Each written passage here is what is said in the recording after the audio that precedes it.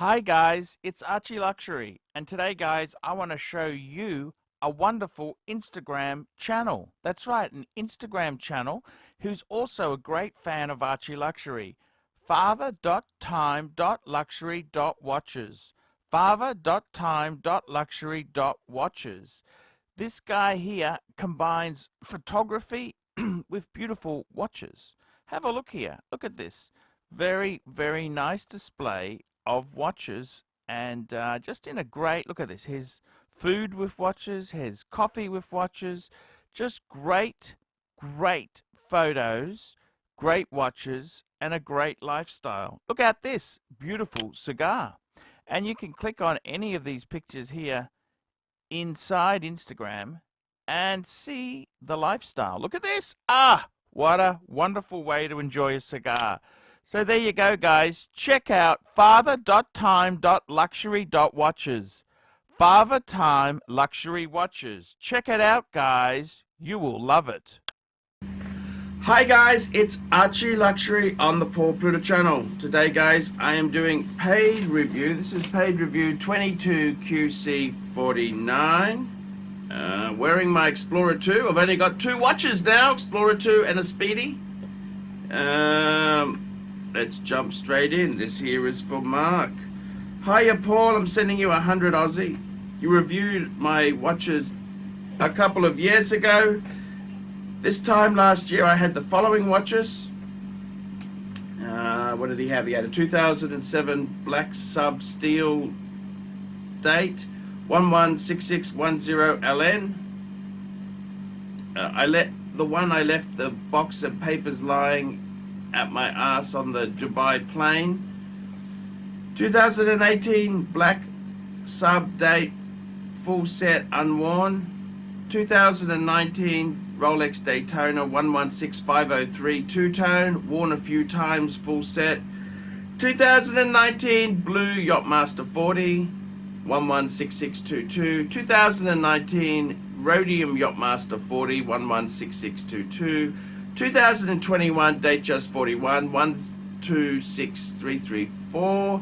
Steel Jubilee blue dial with white gold fluted bezel and diamond markers. 2014 Omega Planet Ocean and a 2019 Breitling Premier B01 chronograph full set. End of last year, when the market was high for these material items, I sold 5 of the 6 Rolex with a Land Rover Defender. Reason was I had to plow around 200,000 into house renovation project, as I wanted the place done up as quick as possible. As you can imagine, I did quite well out of the sale of these desirable items in the market at the time, at tail end of last year. I'm not a watch flipper by any means, but I felt I should sell them rather than see the house renovation project take longer. The watches were an absolute bastard to insure as well. Regrets at selling them now that the house project is almost done. Well, I think most folks who appreciate nice watches would love to keep all of their nice watches, but their house came first. I kept the watches as highlighted in yellow. So what he kept was the 2017 Submariner date steel. He kept the Planet Ocean, 2014 Planet Ocean, and the 2019 Premier, Breitling Premier B01 chronograph. I thought I should take a bit more care of it, as I don't wear it at work or weekends. Anyhow, okay, so he says, but because I am down to, I kept the watches as highlighted in yellow, but because I am down to just one Rolex, the black sub, which I used to wear as a daily wearer, I thought I should take a bit more care of it, as I don't wear it at work or holidays abroad anymore, where it could get damaged or nicked. However, I still wanted a black steel watch, so I decided for an Omega Speedmaster Moon watch.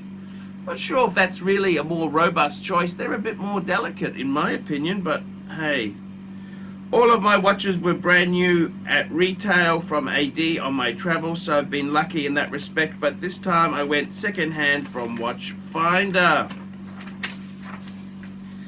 I tried on the new ones and thought they felt very sharp around the edges, so on Watchfinder I spotted a used 2015 automatic. Oh shit, slightly larger than the 9300 movement.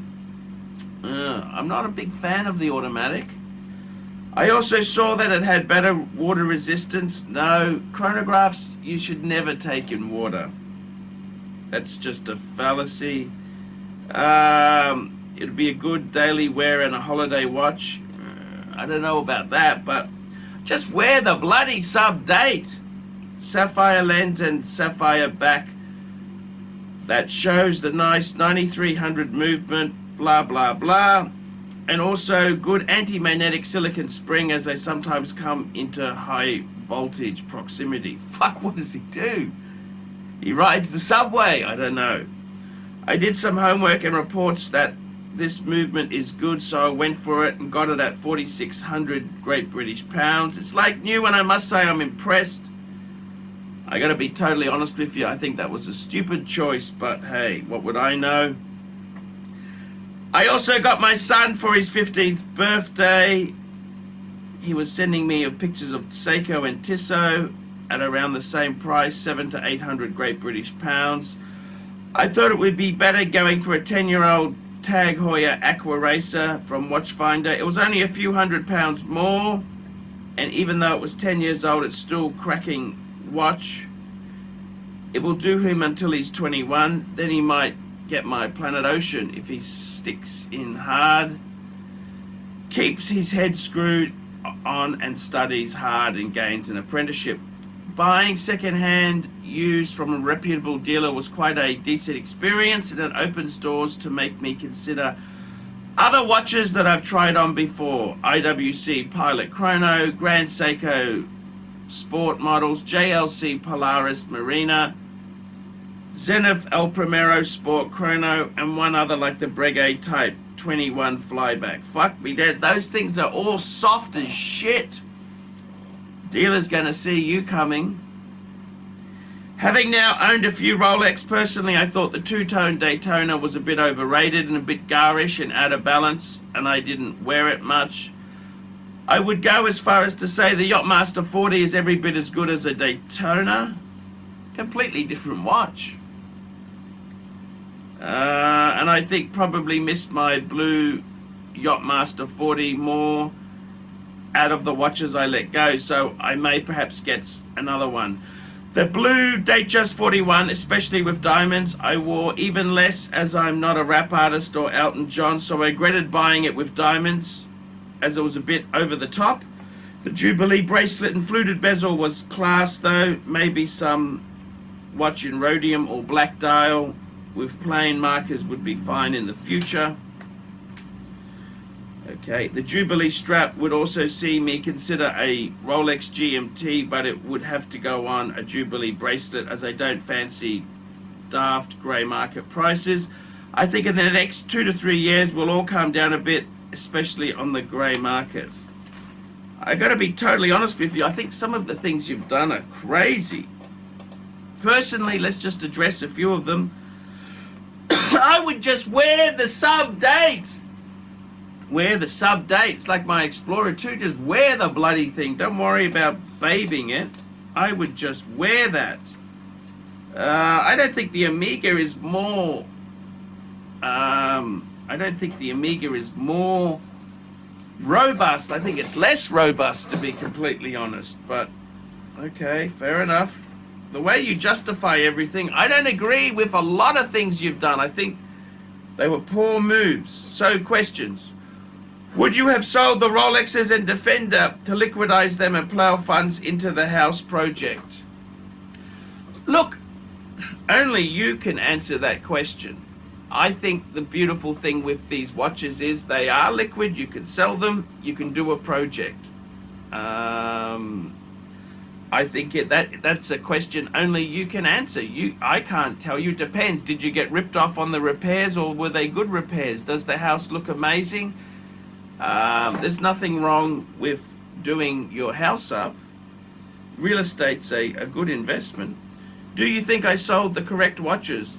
I sometimes think I should have kept the unworn sub and sold the lost box and paper one.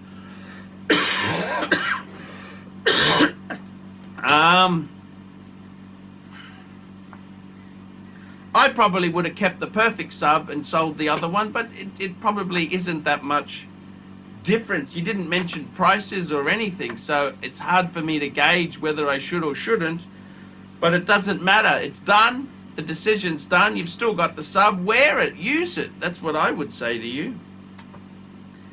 I don't think I would baby the sub without, just wear it. Don't abuse the shit out of it, but I would start wearing it. What do you think of the last Omega Speedmaster I bought and the highlighted watches I have left? Well, I'll be honest with you, I don't understand why you bought a lot of this stuff. The highlighted watches, I think the Sub Date is a great watch to keep. The Planet Ocean, that's a nice watch. The Breitling, I probably would have let the Premier go. I'm not a huge fan of that series.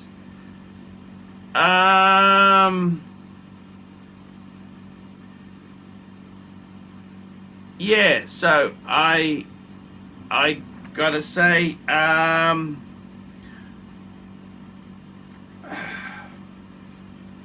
so you're asking me here, what do you think of the last sub Omega Speedmaster I bought and the highlighted watches I've left? Look, I don't think it really matters there, to be honest with you. I mean, you kept some, you sold some. The Rolex is always where the money is. You wouldn't have got a lot.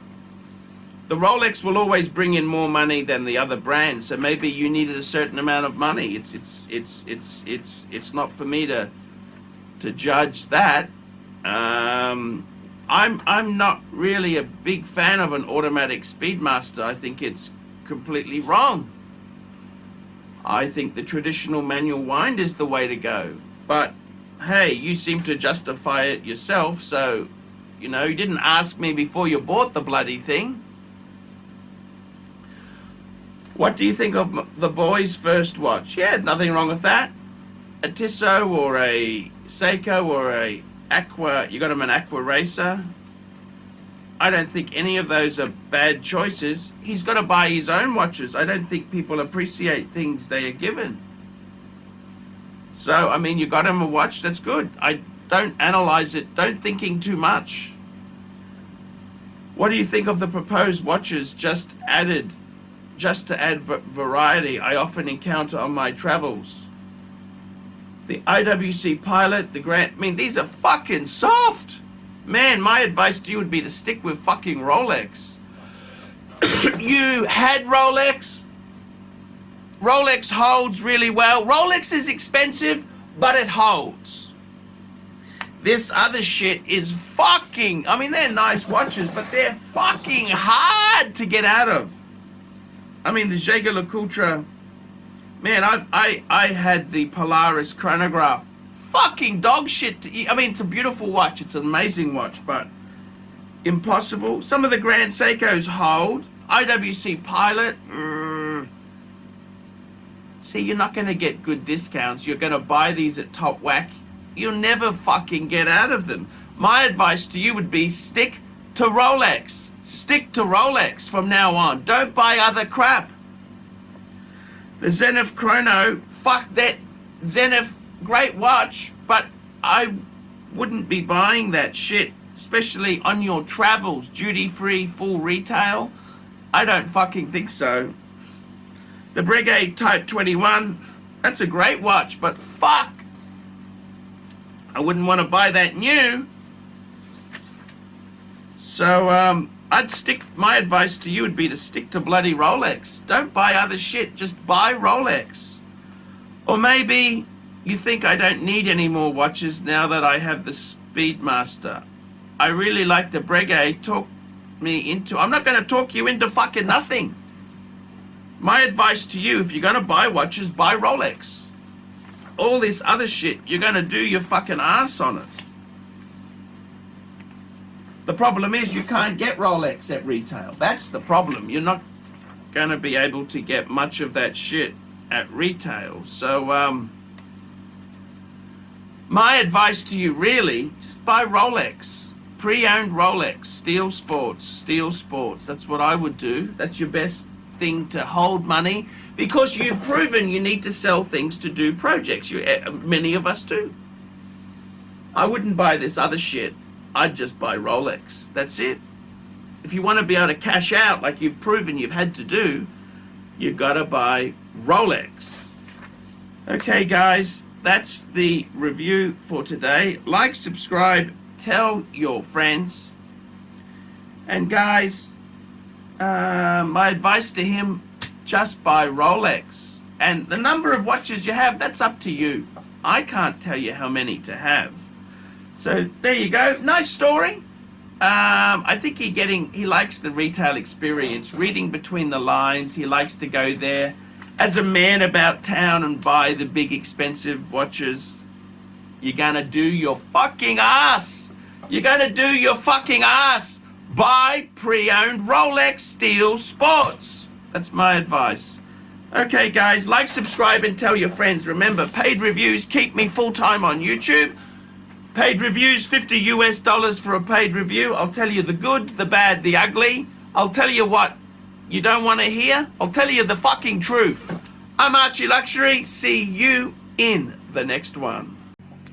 Hi guys, it's ArchieLuxury. Guys, I want to talk to you about David SW. David SW.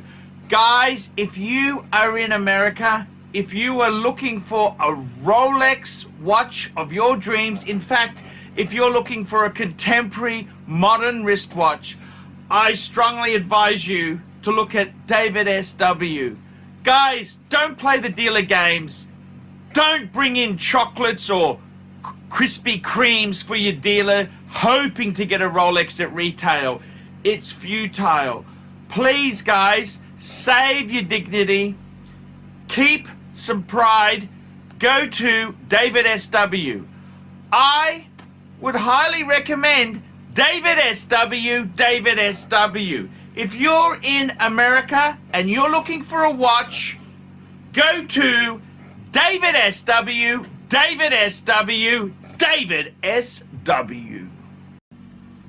Hey guys, ArchieLuxury on the YouTube sensation, the Paul Pluta channel. Guys, I need you to help me out, guys.